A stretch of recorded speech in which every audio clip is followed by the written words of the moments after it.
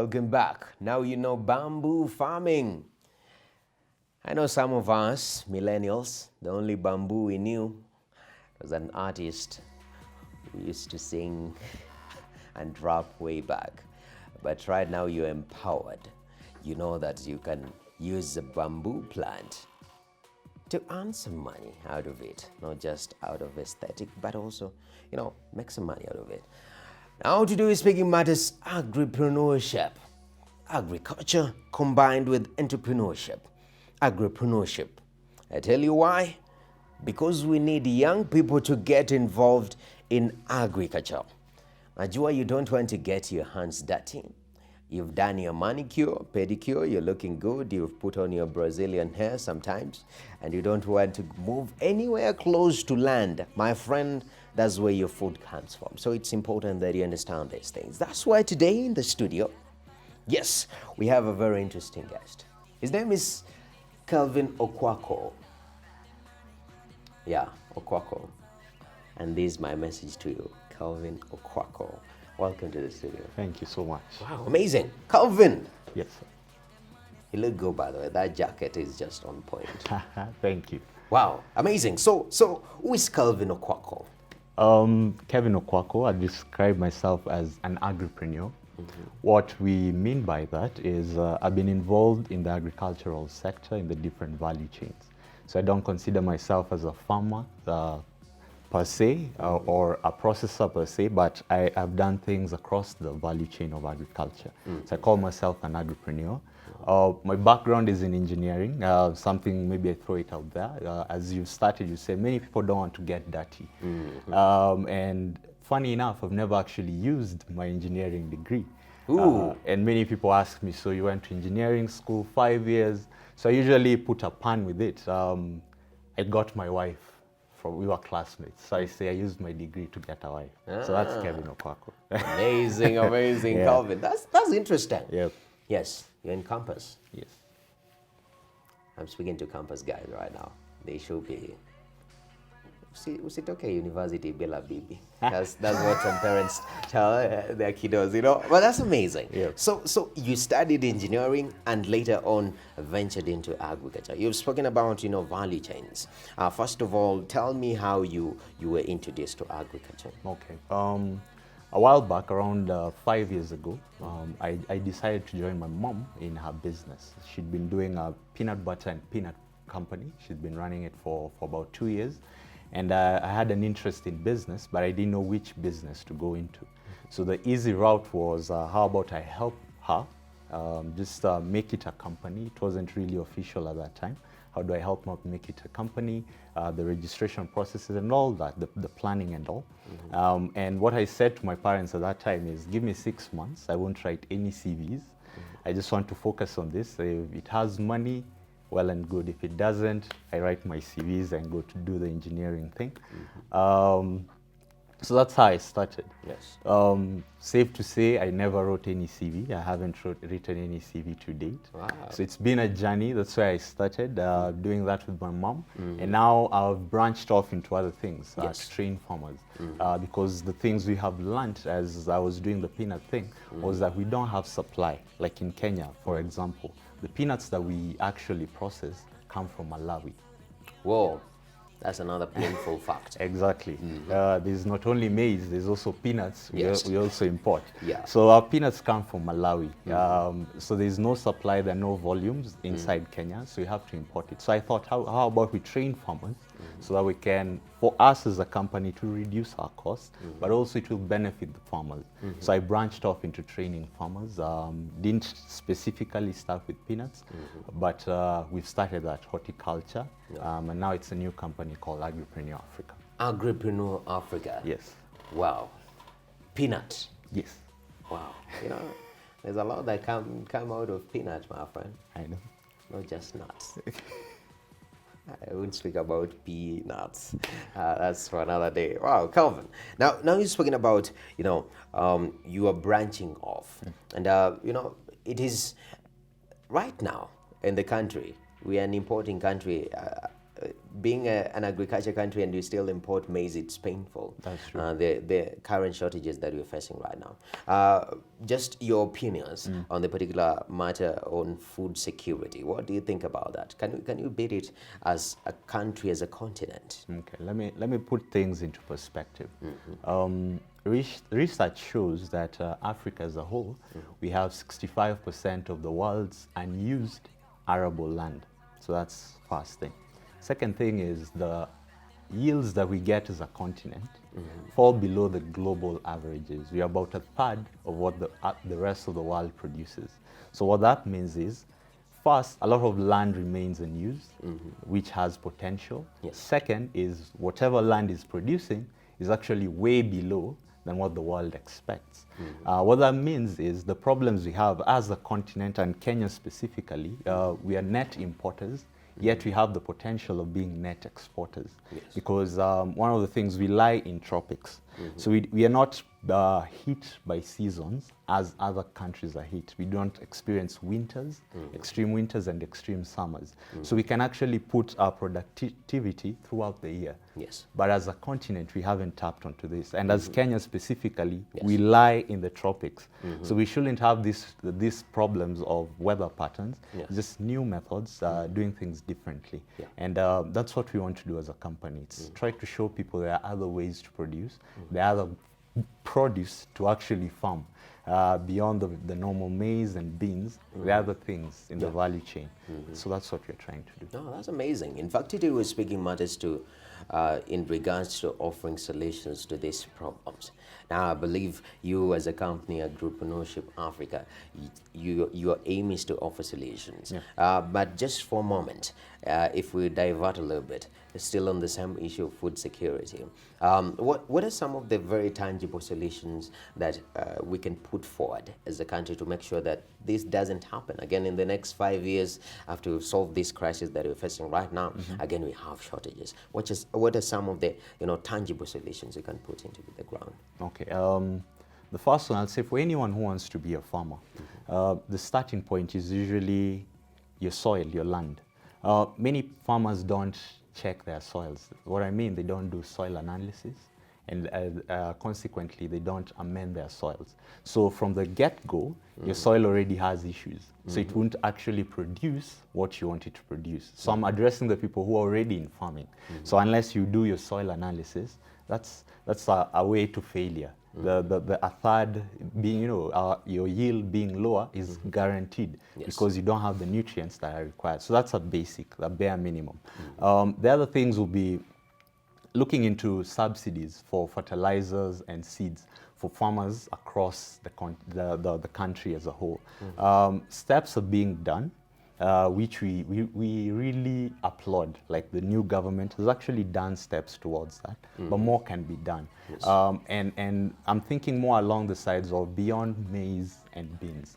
Because once people talk about subsidies, they usually think of those two main staple crops, but if you don't consider other things, there are horticulture opportunities that are out there.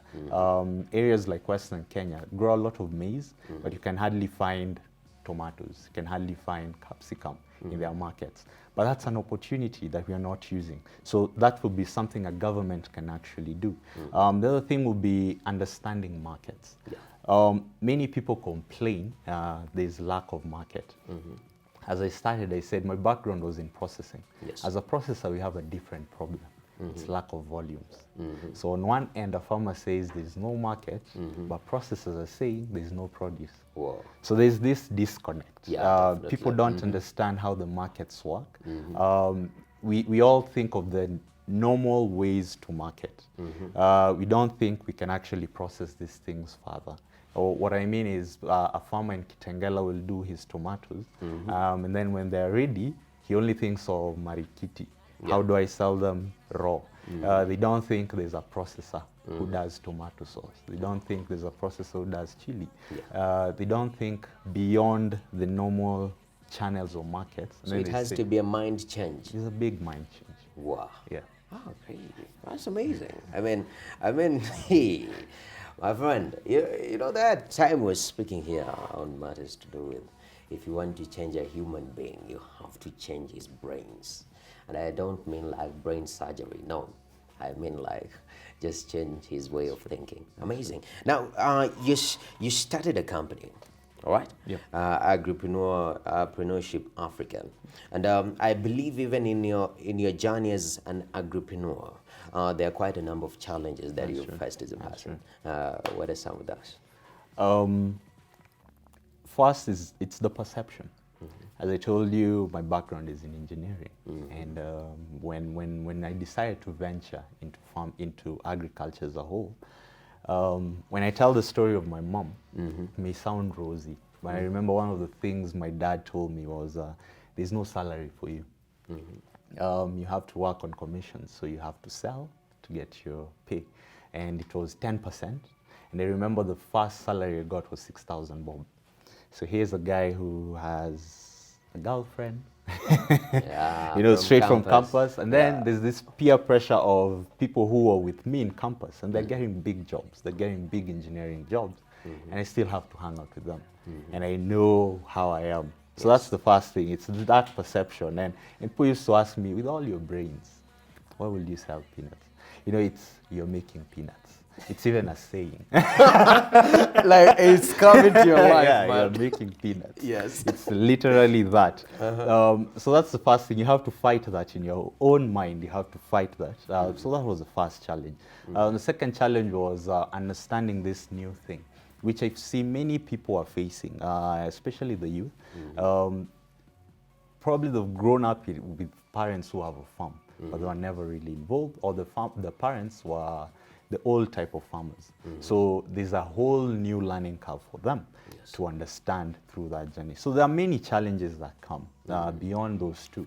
But I usually say these challenges are the same things that once you know how to handle them, can actually be opportunities. I remember like one time I was having these thoughts way back, about 3 years ago. This peanut thing doesn't make sense, I should let it go. And I remember reading a story. And then it was a story, interesting enough, it was a story about a young farmer. Yeah. So it was a young farmer who had decided he wants to go into dairy cattle. This young farmer didn't have any money. He had on him, he had about $200. And he decided to go into dairy farming. He said he'll go back up country, buy a cow, and then start from scratch. Just buy one cow. So he goes up country, and then he goes to this old guy. He has many cows. And then he goes to him, "Excuse me, sir, I was thinking of venturing into this business. I've been seeing how your life is, and I think I can do something as well as a dairy farmer." And the old guy was really impressed. Like, finally young people want to take up this thing, agriculture, farming, not very common with young people. Yes. So he told him, one cow costs $3,000. The guy looked at him, dismayed. You have $200. Yeah. Disparity is too high. I know. How do I even start this conversation? So humbly just said, "I'm sorry, sir, I don't have the 3,000, but I have $200. So the old man looked at him, a bit disappointed, like this guy didn't actually prepare, for what he wants to do. So he told him, "There's no cow for $200. If anything, if I'm to sell you a cow for $200, I'll give you a very old cow that will die any day." If that cow, I'll give you that cow. If it dies, it's very old. I don't even have any use for it. In fact, what it produces is below 200. Yes. So if you give me that, I'll actually have made money. So it's fine. I'll take whatever you have. So he told him, "No problem. I know you're still starting out. You can't bring it. I'll bring it to your farm tomorrow." So the young man was happy, excited, went back home. "I'm going to start this thing." So the next day, this old guy comes, knocks on the door. When he opens, he's a bit sad. So the young man looks at him, "What's wrong?" He told him, "That cow I told you, as you were coming, it died." But I warned you, man. Yeah, the cow died. So the young man was like, "What do you mean?" "Yeah, it was a very old cow, and you had paid for it, and I'd warned you this thing might die." So the young man was disappointed. And then the old man was like, "Okay, I know you can't dispose it. It's still in my car because you were coming. I'll dispose it for you. There's no need again to incur costs disposing this cow." Yeah. So the young man started quiet a bit. Then he looked up again. He said, "So you have the cow?" The guy said, "Yeah, I have the dead cow in my car." Yeah. So the guy was like, so it's mine. I actually paid. He said, yeah, it is, but you know, you don't have to incur costs disposing. He said, no, it's fine. Just leave it at the back. The man was like, what is this young man mean, yeah? So he leaves the cow and then he goes. A month later, the young man comes back, happy, elated, and he tells this old guy, I've come to buy a cow. The old man was like, you finally got the money? Like, yes, I finally got the money. Yes. So the guy was like, so how did you do it? So he gives him the 3,000. The last time we talked, you had nothing. In fact, I sold you a dead cow. Yeah, I sold you a dead cow. That's cool. You know, yes. So you had nothing. So the young man tells him, when you brought in the cow, the day before, immediately I bought the cow, I went out and I put on a raffle. I told people, buy an old cow for only $50. Win. A dead cow for only $50. Get a chance to win. You know, like Kenya right now, betting. Yes, yes. So guys are like, $50. If I get that cow, I'll kill it, sell meat. I'll get more than $50 anyway. Yes. So people applied. So he said, for $50, more than 50 people applied. No, in fact, he said around 70 people applied. Yes. So 70 by 50, that's 3,500. So on the day when they were to win, the next day after you brought the dead cow, the guy who won came because we had already done the draw. Yes. We had already received the money. Then you came and told me the cow is dead. Yes. So the guy came for his cow. So I told him, honestly, sir, the cow was coming, died on its way. But since you won, you gave us your 50, we'll give you 500 back. I'm like, it's okay, it's still a deal. I gave 50, I'm getting 500. Yes. So I gave the man 500. From the 3,500, yes. I have 3,000, and now I'm here for a cow. Whoa. Whoa. And that's how you think through problems. After I had that, that's how I started seeing problems. For this young man, the first hurdle was he had no money.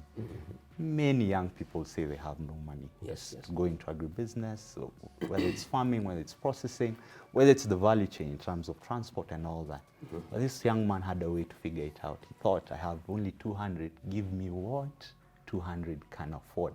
Wow. And I think that's where we need to start. What do you have? Yes. What can it afford? And then start there. My mom, when she started a peanut business, she started with 200 shillings. Oh, coincidentally. I know, it's dollar and shillings. But 200 shillings, yes. Bought 2 kilos of peanuts, and right now she employs 10 people. Right now she does 3 tons every month. It's whatever small thing you have, start there. This young man had $200 to buy a very old cow. But that's where he started, because he thought different. He didn't think milk the cow, he thought sell tickets. He thought very differently. Yes. Second hurdle, the cow died. Things happen. Yeah, things happen. In the middle of all this entrepreneurship, agriculture, and all this, things happen. I remember in my own journey, I had to take my mom to hospital twice because of high blood pressure. I had panic attacks twice because of the business. At some point, funny enough, our car was stolen. When you have no capital, then the only thing you have for transport gets stolen. Yes. So things happen. Things happen. Definitely. So this young man, the cow died. Wow. But he had to figure out, okay, so the cow has died. Someone will come expecting a cow. But he had a way. You gave me 50, I give you 500. So somehow he still won. You know, for the guy who received 500, it was 10 times what he put in. So regardless. For him, it was a nice deal. Yeah, because it was a cow worth 200. And so those are the things that come up during entrepreneurship. It's change your mind. As you said, change how you think. Yes. Change how you see things.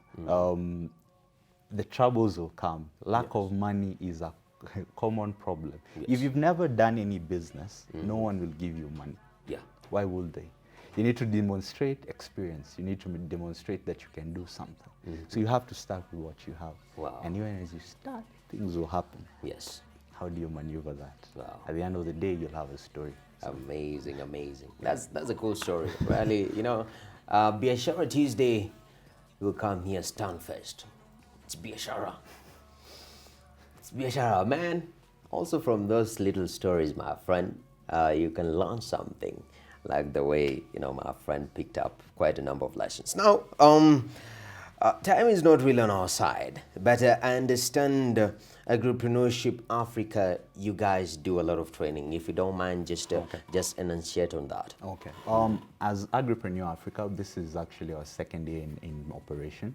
What we do, we train farmers in different ways. We started off with farming manuals, different horticultural crops. So inside the manuals, you find the growing processes, you find the market dynamics in terms of when to actually grow, what are the prices to expect. You also find the financial breakdowns. What will it cost you? How much will labor be?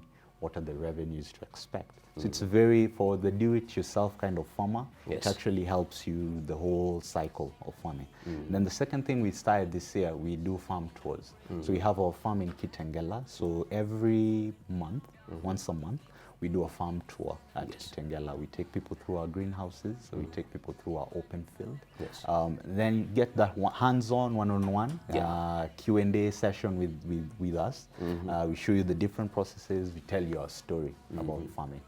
So far, that's how what we've been doing. And then on Facebook, we're very active. We post different content on different crops, how to grow it. So it's also a learning place. Someone trying to figure out farming, that's a place to start. You can see what are the opportunities out there.